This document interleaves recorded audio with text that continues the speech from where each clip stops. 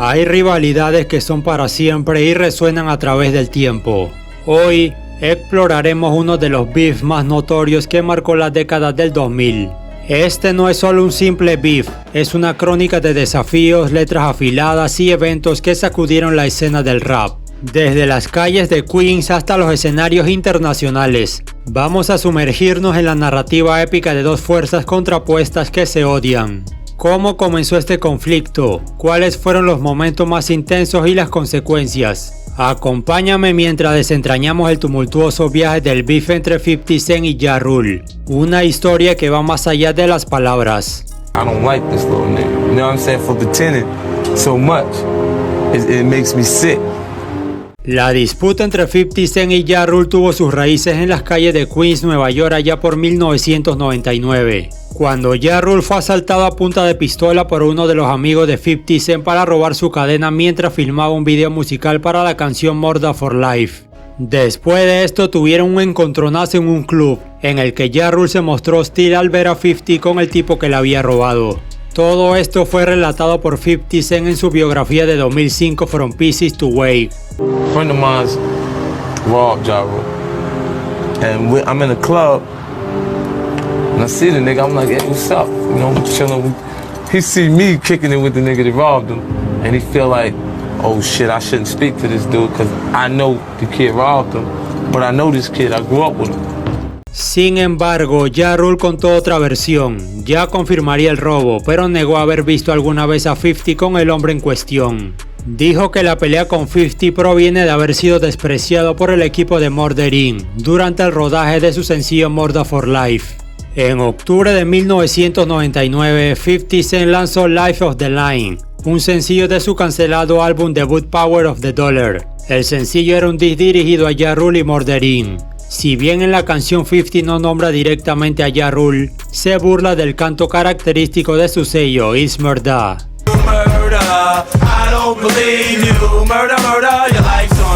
La canción sería un éxito callejero menor, alcanzando el puesto 37 en la lista Billboard Hot Rap Singles, pero finalmente fue un punto débil en el radar en comparación con el álbum debut de Ja Rule, Benny Berry Bechi, que estableció a Ja Rule como una de las estrellas jóvenes más populares del rap.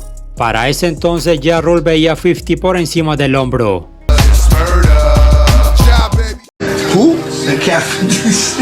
Who?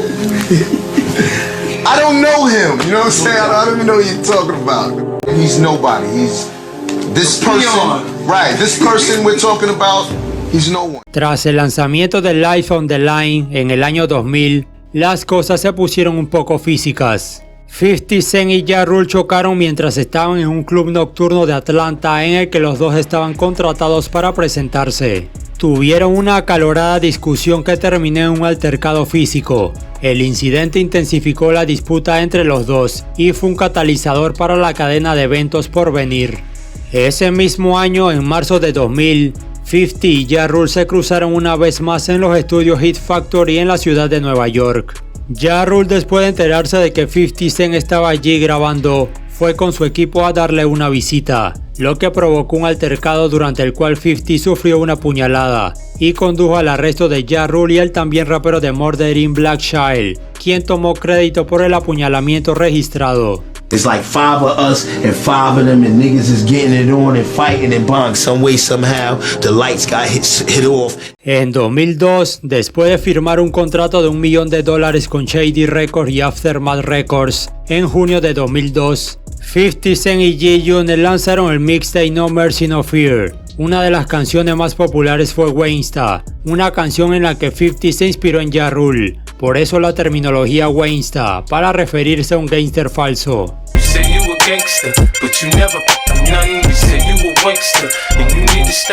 El sencillo se convirtió en el primer sencillo exitoso de 50, alcanzando el puesto 13 en el Billboard Hot 100 y comenzando a nivelar el campo de juego entre él y Ja Rule. Earl Gary, director ejecutivo y cofundador de Murder Inc., al ver que 50 ya no era un rapero insignificante, trató de poner en duda su credibilidad callejera. Earl alegó que 50 había firmado una orden de protección contra él y Ja Rule después de la pelea en Hit Factory. Gary reveló la información para mostrarlo como un soplón. is an order of protection. An order of protection for Irving Lorenzo to stay away from Curtis Jackson. That's 50, y'all. AKA informant, AKA I'm telling. 50 negó las acusaciones, sin embargo, más tarde se confirmó que la orden sí existió, pero fue emitida en nombre de 50, no a petición suya, como una formalidad por parte de la policía de Nueva York. Order of protection. From who? Who I need order of protection from, nigga? Your little, oh man. He's a clown for denying it. Cause like anybody that really wanna dig is gonna find out it's true. So how you gonna deny a fact? I had called my lawyer and said, yo, send me a copy over them. And we started letting the copy circulate to expose what type of person this, what type of individual 50 is. Cause he running around portraying a thug and all that. See, but you can't talk like a gangster and you a snitch. A 50 Cent no le gustó que lo llamaran soplón y en enero de 2003 respondió con el diss I Smell, donde atacó a Murder Inc. Y'all niggas is I'm ballin' now, nigga, now watch me. Ain't nothing you can do to stop me. Para el 16 de enero de 2003, un pistolero desconocido abrió fuego en las oficinas de Violator Records y Violator Management, que manejaban la carrera de 50 Cent en ese momento. Aunque ningún empleado o artista resultó herido en el tiroteo y no se realizaron arrestos, los primeros informes vincularon el incidente con la disputa entre 50 Cent y Ja Rule, y fue el último indicio de que los problemas entre los dos habían escalado hasta un punto sin retorno. El 6 de febrero de 2003, 50 Cent lanzó su álbum debut Get Rich or Die Trying, obteniendo elogios a nivel mundial y alcanzando el primer puesto en la lista de álbumes Billboard 200. Presentó la canción Back Down, que cuestionaba la autenticidad y credibilidad callejera de Ja Rule.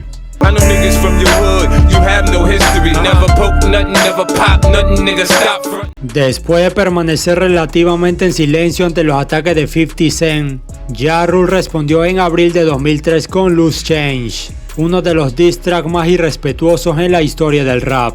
Ja Rule disparó contra 50 Cent, G-Unit, Dr. Dre, Eminem, Busta Rhymes, Chris Lighty y por si fuera poco también ataca a la hija de Eminem. Damn, you claim your mother's a crackhead and Kim is a known slut, so what's Haley gonna be when she grows up? You start talking about their mother and their kids, the beef aspect is going way too far. Una semana después del lanzamiento de Loose Change, 50 Cent, Eminem y Busta Rhymes se unieron para responderle con Hail Mary. El título del diss hace referencia a la canción de Tupac del mismo nombre. En la canción, los tres raperos se burlan de la obsesión de Ja Rule con Tupac.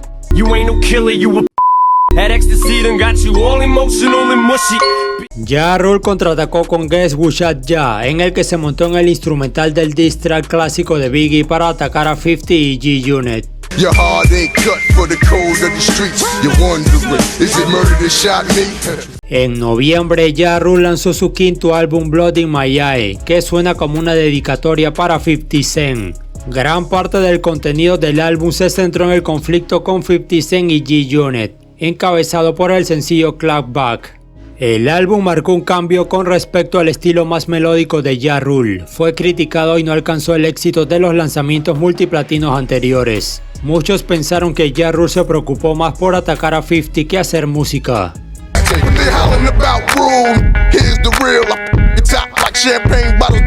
Para 2004, Eminem, quien se vio obligado a entrar en este beef, lanzó el sencillo Light Toy Soldiers, en el que rapeó sobre heredar el problema de 50 con Ja Rule.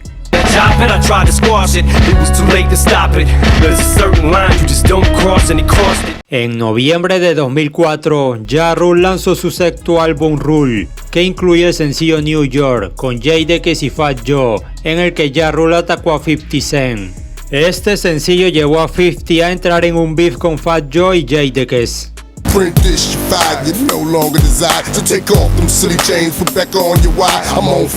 Aunque parecía que el beef había terminado, en 2006 Ja Rule regresó al ataque con el diss 21 Guns.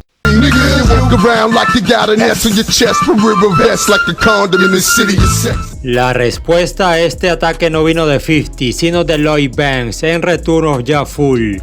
Clearly, not learning his lesson from the last time around, washed up rapper Ja Rule. En 2007, Ja Rule acusó a 50 de copiar su estilo. Ya pasó por Hot 97 para una entrevista en el programa de Angie Martínez. Durante la conversación el tema giró hacia su antiguo problema con 50 Cent. Ya mencionó la similitud entre su música y la de 50 después de que firmara su contrato con Shady Aftermath, y la doble vara de medir en el ámbito de la percepción pública. It was weird. It was like the public was fooled, like they were duped.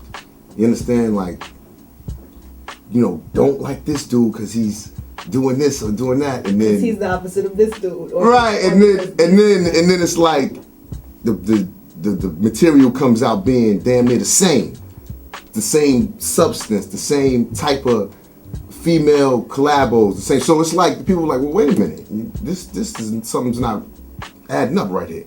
En 2011, Ja Rule se declaró culpable de evasión de impuestos federales, cargo que le llevaría a cumplir 2 años de prisión. 50 Cent encontró que era una oportunidad perfecta para burlarse de su archienemigo en Twitter. Ya no encontró humorístico los comentarios de 50 en absoluto, por lo que rápidamente respondió con publicaciones despreciando a 50, quien continuó a la ofensiva, considerando a Ja Rule irrelevante y tomando a la ligera su inminente sentencia de prisión.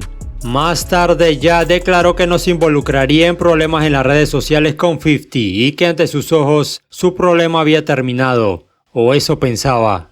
En septiembre de 2013, Ja Rule admitió la derrota. Ja Rule e Ir Gary pasaron por Hot 97 para una entrevista con Angie Martínez sobre sus lanzamientos recientes y planes futuros. Cuando la conversación giró hacia la disputa entre Murder Inc. y 50 Cent, Ja Rule admitió que sentía que él y Murder Inc. perdieron la guerra, por innumerables razones, incluida la investigación federal sobre la discográfica. It was a lot going on in that time frame. You got the federal indictment. We couldn't even fight back. No, but here's what it is. It was orchestrated very well. He was a part of the juggernauts at that moment. Eminem, Dre, they were very, very big in what they were doing as well. So as we were big over on our side, they were also big on our side, on their side. And as everything started to crumble for us, as far as we didn't have a label as a home anymore. You understand? There was a lot of things that were falling apart for us. It was easy for him to. En noviembre de 2013, Ja Rule y 50 Cent se cruzaron por primera vez en años mientras tomaban un vuelo. Ja Rule, quien compartió la experiencia con sus fanáticos en las redes sociales, señaló que no hubo problemas entre los dos ni altercados, mientras reprendía a los fanáticos por incitar a la amarga disputa entre los dos. Sin embargo, en 2014, en el concierto anual Summer Jam de Hot 97, 50 aprovechó la oportunidad para burlarse de Murder Inc. una vez más, interpretando la canción I Smell Pussy. Después de que Ja Rule se enteró, recurrió a Twitter para hablar, diciendo que 50 estaba obsesionado con él. En julio de 2014, Ja Rule publicó su libro Unruly: The Highs and Lows of Becoming a Man, que narra su ascenso a la fama y los picos y valles de su carrera y vida personal. En un pasaje, Ja Rule afirma que 50 Cent dio información que ayudó a conducir a la investigación federal sobre Murder Inc. y sus vínculos con Kenneth su prima Gref, una acusación que 50 Cent ha negado. Desde entonces el beef se ha trasladado a ataques y burlas en redes sociales cada vez que tienen la oportunidad, y parece que no tiene fin. Entre estas burlas podemos destacar las siguientes. En 2017, 50 se burló del caótico Fire Festival de Ja Rule, que resultó ser un fraude. Esto es lo que obtienes por ir a cualquier cosa con este vagabundo involucrado, tuiteó 50. En 2018, 50 compró supuestamente 200 entradas para un espectáculo de Ja Rule y dejó los asientos vacíos. Luego escribió en los comentarios: acabo de comprar 200 asientos en el frente para que puedan estar vacíos.